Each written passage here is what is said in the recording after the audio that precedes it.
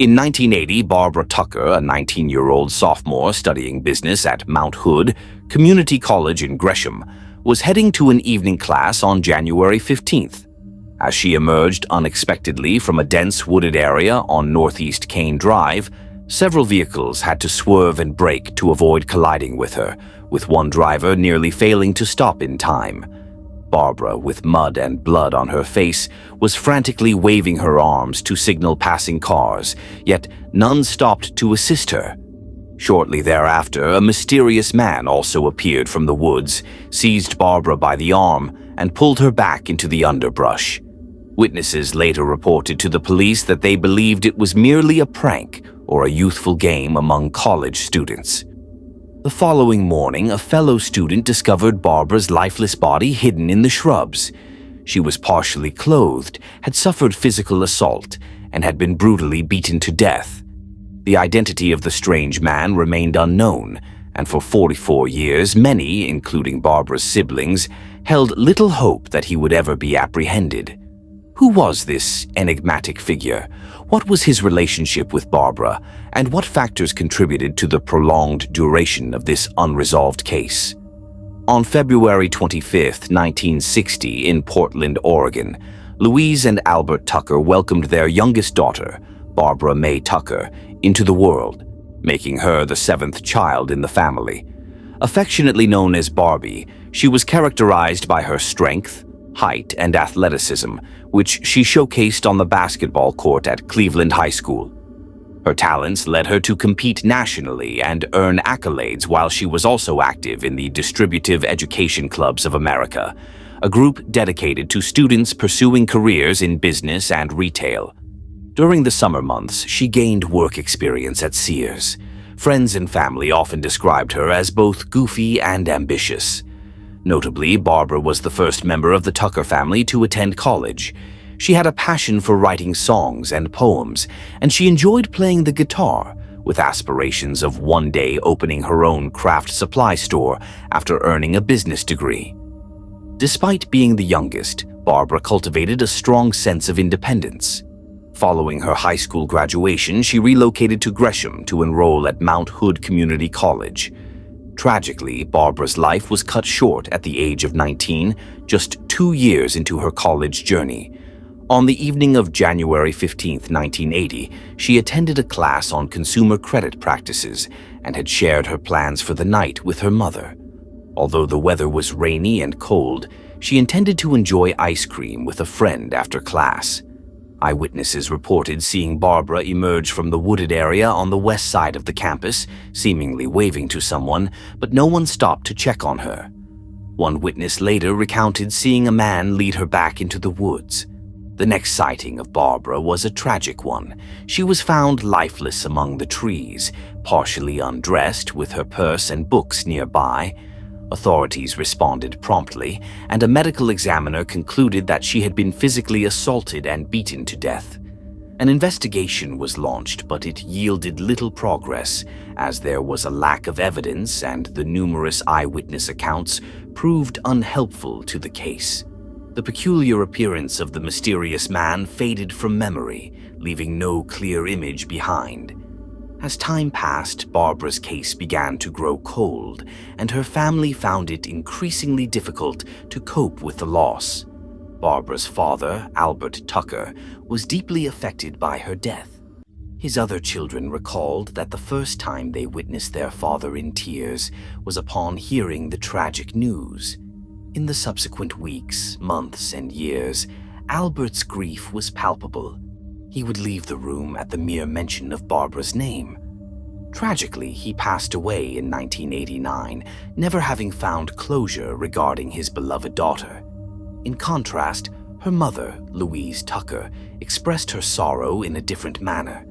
She clung to the memories and belongings of Barbara, planting a single yellow rose in the garden of their family home. This rose bush thrived, much like Barbara, blooming each spring. Louise frequently wrote letters to the Multnomah County District Attorney's Office, where Norm Frink served as chief deputy during the 1980s. Norm recalled the numerous letters from Louise and his own frustration at the lack of progress in the case. Louise passed away in 1995, carrying the weight of guilt until her last days, believing that allowing Barbara to attend college in Gresham was a mistake. On the rainy evening of January 15, 1980, the Tuckers suspected that Barbara had accepted a ride from a stranger to reach her campus. Louise often lamented that if Barbara had chosen a college closer to home, she might have avoided getting into that car, and one of her siblings could have driven her, ensuring her safety. While Barbara remained forever 19 in the hearts and photographs of her friends, they continued to age and pursue their aspirations. Maria Adrian, Barbara's childhood best friend, was deeply impacted by the tragic murder of Barbara. As Maria married and became a mother, she found herself anxiously anticipating the milestones that Barbara would never experience. Once her children graduated from college, married, and established their own lives, Maria felt a sense of relief. She noted that Barbara's case had grown cold, eventually becoming the oldest unsolved homicide in Oregon. But this was about to change. In 2000, swabs collected during Barbara's autopsy were sent to the Oregon State Police Crime Lab for examination, where a DNA profile was successfully developed. The detectives remained committed to solving Barbara's case and collaborated with C.C. Moore, a genetic genealogist from Virginia who leads a group known as DNA Detectives. The DNA evidence from the crime scene was entered into the GED Match database, leading to a significant match. In 2021, a genealogist from Parabon Nanolabs utilized advanced DNA technology to identify Robert Plimpton as a probable match to the unknown DNA profile created in 2000. Detectives from the Gresham Police Department discovered that Robert resided in Troutdale, Oregon, and promptly initiated surveillance. During this observation, they witnessed Robert discard a piece of chewing gum, which they collected and sent to the Oregon State Police Crime Lab. The analysis confirmed that the DNA from the gum matched the profile derived from Barbara's swabs. On June 8, 2021, Robert Plimpton was arrested as he left his Troutdale residence and was taken to the Multnomah County Detention Center. He faced charges of murder, rape, and abuse, with bail set at $500,000. This marked the first arrest in the Barbara Tucker case, which had remained unresolved for 41 years. Lisa Plimpton, Robert's wife, expressed her shock at the arrest, stating that her husband denied the allegations of killing Tucker. She recounted that she and her husband were students at Reynolds High School in Troutdale, aged 15 and 16, when the news of Barbara's murder began to circulate. Lisa stated that Robert's only knowledge of Barbara came from the media coverage. In the years following Barbara's tragic death, Robert accumulated a significant criminal record. Court documents reveal that he faced 3 convictions for fourth-degree assault, 2 for kidnapping, and numerous charges related to driving under the influence, along with various traffic offenses. The Oregon Department of Corrections indicates that he was convicted of second-degree kidnapping in Multnomah County in 1985, resulting in a 30-month prison sentence. Additionally, he served 2 6-month terms for drinking under the influence offenses and parole violations. Oregon court records further show that in 1997, Robert was arrested by Portland police on charges reminiscent of Barbara's case, where he was accused of attempting to assault a woman. Investigators believed he had driven her to a remote location before the alleged attack. An officer later found the woman in distress and injured. However, the case was ultimately dismissed due to a grand jury's determination of insufficient evidence for a criminal complaint. Lisa asserted that her husband had transformed his life and maintained sobriety for 25 years. At the time of Robert's arrest, he had been married to Lisa for 18 years, and they had a son together. Friends and family of Barbara expressed their discomfort and disappointment at the realization that her assailant had been living nearby for over 4 decades without anyone being aware. Troutdale is located 16 miles east of Portland and 6 miles northeast of Gresham. Robert pleaded not guilty to the charges, asserting that he did not match the suspect's description. The trial commenced on February 26, 2024, and concluded on March 15th, with Chief Deputy District Attorney Kirsten Snowden and Senior Deputy District Attorney Todd Jackson representing the state, while Robert was defended by Stephen Howes. Robert Plimpton from Troutdale appeared in court on Wednesday to address charges of murder, rape, and abuse. This virtual hearing had been anticipated for some time. Robert's defense opted for a bench trial presided over by Multnomah County Circuit Court Judge Amy Baggio instead of a grand jury proceeding. The trial concerning the assault and murder of Barbara Tucker commenced. Attorney Kirsten Snowden informed the court that there was no evidence linking 16-year-old Robert to 19-year-old Barbara. The defense contended that there was clear and reasonable doubt regarding the identity of Barbara's assailant. Eyewitnesses at the scene, along with the state's witnesses, testified that the individual seen dragging Barbara into the bushes was approximately her height, with some stating he was taller. This would suggest that the assailant was nearly or over 6 feet tall, while Robert stands at 5 feet 8 inches tall. The defense attorney also pointed out that the only DNA evidence presented by investigators was a piece of chewing gum found on the ground, and they did not test Robert's clothing to verify the findings from the Oregon State Police Crime Lab. Judge Baggio rendered her verdict on March 15, 2024, finding Robert guilty of 1 count of first-degree murder and 4 counts of various second-degree murder theories. The judge noted that the prosecution did not establish beyond a reasonable doubt that Robert assaulted Barbara while she was alive, which led to his acquittal on the assault charge. Nonetheless, it was clear that Robert inflicted fatal injuries to Barbara's face and head. While sentencing is forthcoming before Judge Baggio, he remains in custody in Multnomah County. Barbara's siblings expressed their relief and happiness upon learning of the arrest in her case. 2 members of the Tucker family present during the verdict hearing were seen weeping and embracing each other after the announcement of Robert's verdict. Barbara's elder sister expressed her doubts about the possibility of ever solving the case, yet the family was overjoyed that what once seemed an unyielding mystery has now been resolved. Although it took 44 years and their parents were unable to witness this moment, they felt a sense of justice for their beloved Barbie at last. In the serene community of Prunedale, California, a haunting mystery from 1991 has emerged once again, now accompanied by significant new developments. For over 30 years, the tragic double homicide of a restaurant owner, George Smith, and his elderly mother-in-law, Eva Thompson, remained unresolved. However, recent advancements in DNA analysis have led to the arrest of a former employee, reigniting interest in this unsettling case and prompting many to question the circumstances surrounding it. George Smith and his wife, Anna, were prominent figures in their town, operating Smith's Restaurant, a beloved family diner located on El Camino Real. This establishment was a treasured part of the community, known for its inviting ambiance and delectable cuisine, attracting patrons from both near and far. At 67 years old, George was the recognizable face of this flourishing business, which had become integral to the social fabric of Prunedale.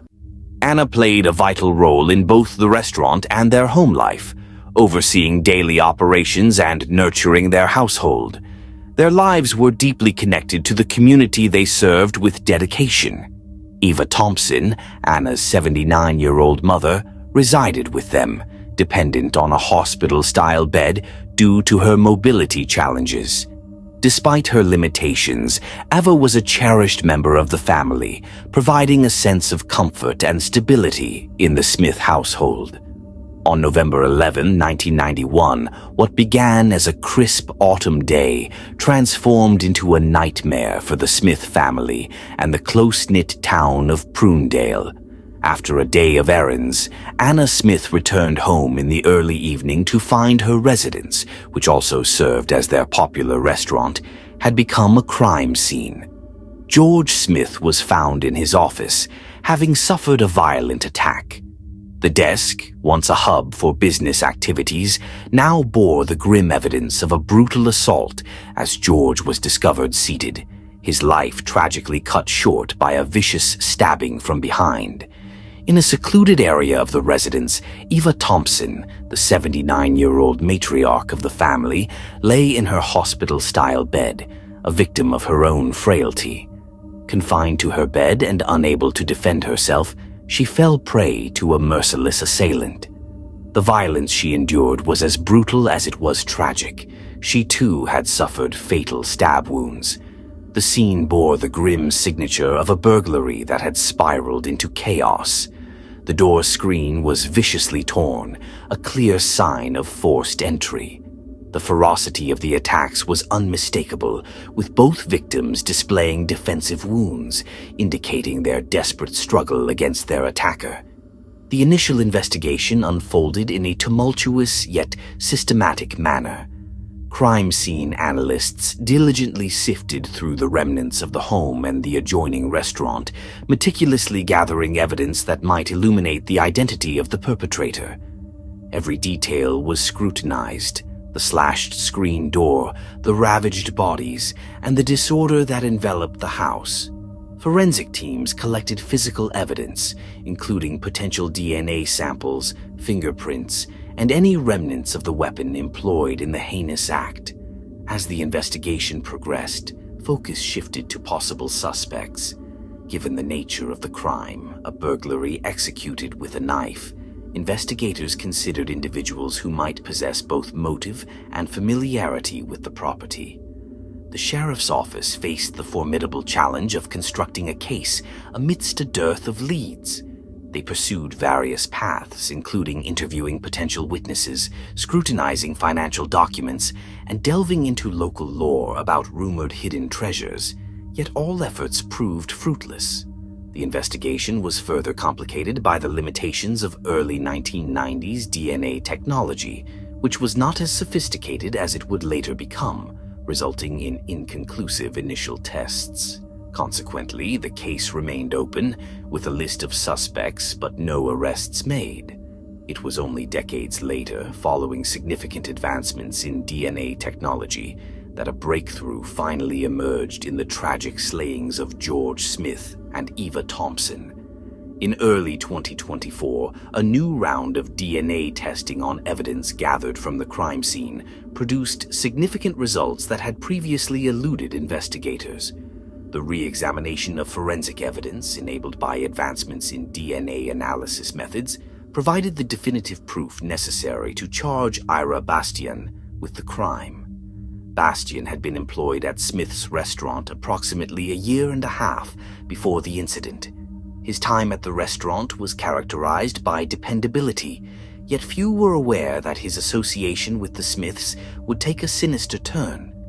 Given his previous employment and familiarity with the Smiths, he emerged as a primary suspect in 1991. However, he was not arrested at that time due to insufficient evidence.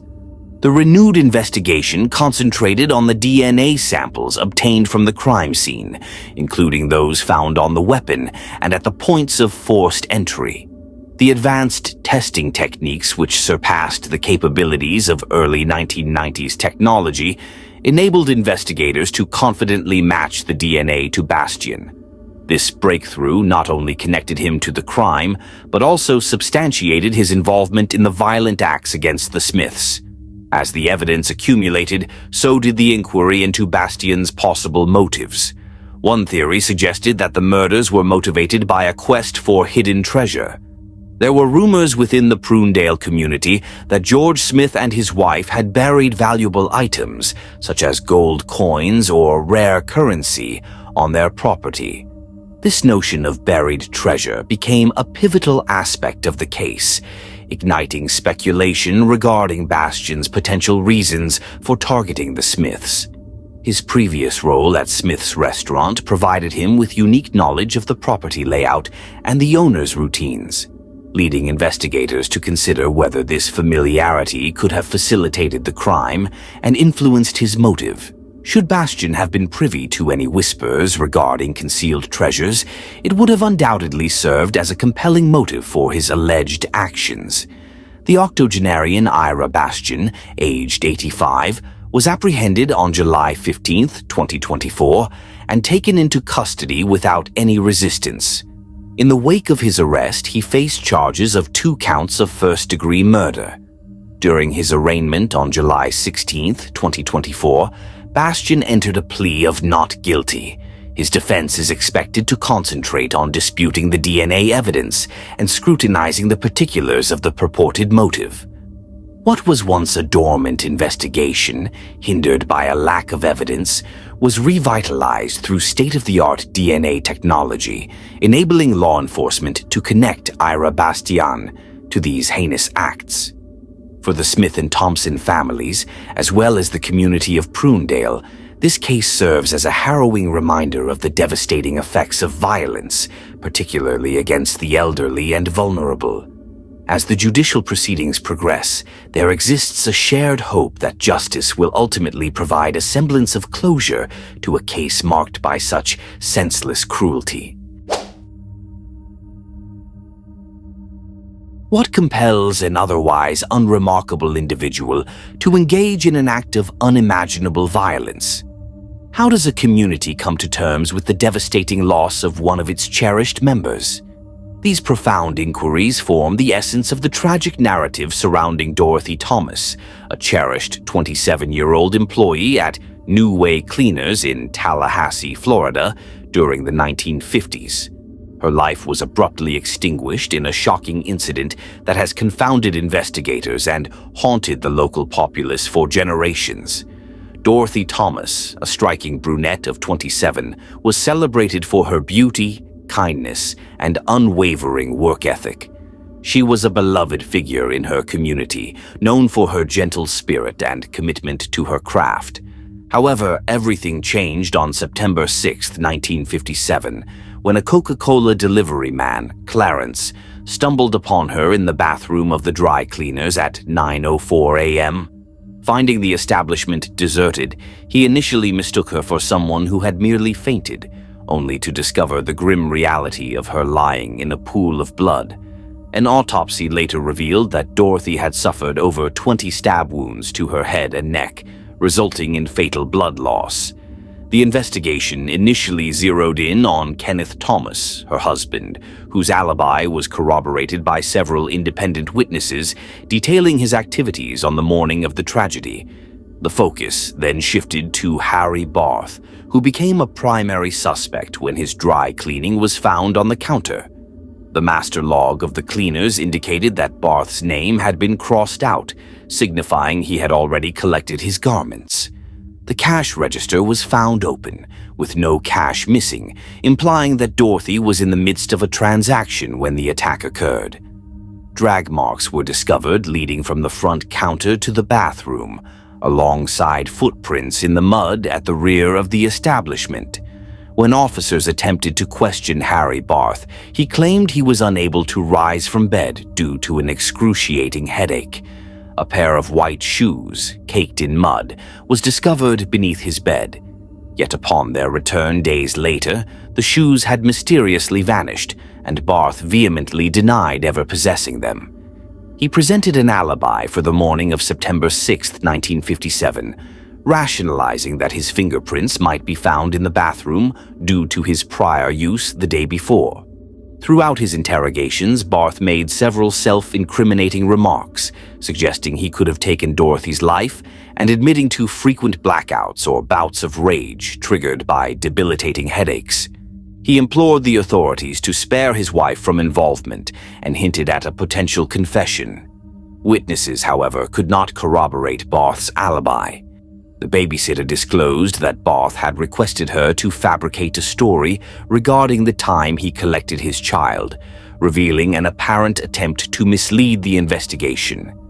Despite the absence of irrefutable evidence directly tying Barth to the crime, he remained the focal suspect. In July 1974, the Lincoln Police Department in Nebraska scrutinized Barth after he was seen with a woman named Blanche Klaus shortly before her tragic drowning. Although Barth denied any wrongdoing, compelling circumstantial evidence painted a different picture.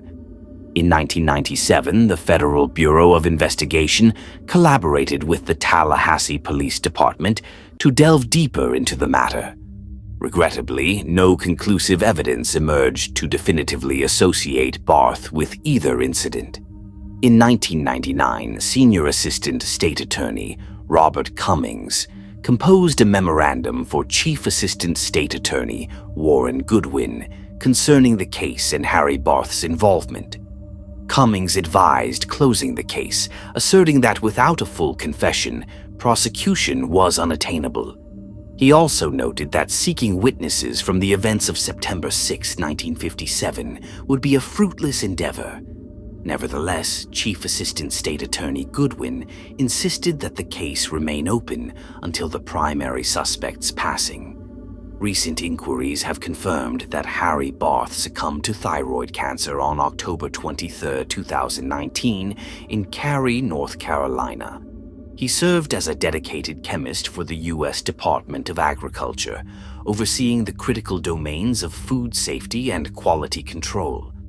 This information was substantiated through his death certificate and a conversation with his daughter. A thorough examination of the case by the task force enabled detectives to establish probable cause implicating Barth in the death of Dorothy. Given the evidence at hand, the prior recommendation from Chief Assistant State Attorney Goodwin, and Barth's passing in 2019, it is now fitting to conclude the case. The heartbreaking demise of Dorothy Thomas has cast a long shadow over her community for many years. Despite relentless inquiries, justice remained elusive. With the passing of the primary suspect, Harry Barth, in 2019, the case was officially declared closed in 2024. Dorothy will forever be cherished for her warmth and commitment, a radiant spirit extinguished too early but eternally remembered. When the Tallahassee Police Department finally put the case to rest, Detective Mark Ray made two contrasting phone calls. He reached out to Dorothy's great-nephew, residing out of state, to inform him of the case's closure. He described the call as a source of relief. Any opportunity to provide closure is invaluable. Conversely, he also contacted Barth's daughter, who reacted with disbelief. He extended an invitation for her to reach out with any questions, yet he has yet to receive a response. "I hope that the family finds healing in the news we shared," he remarked.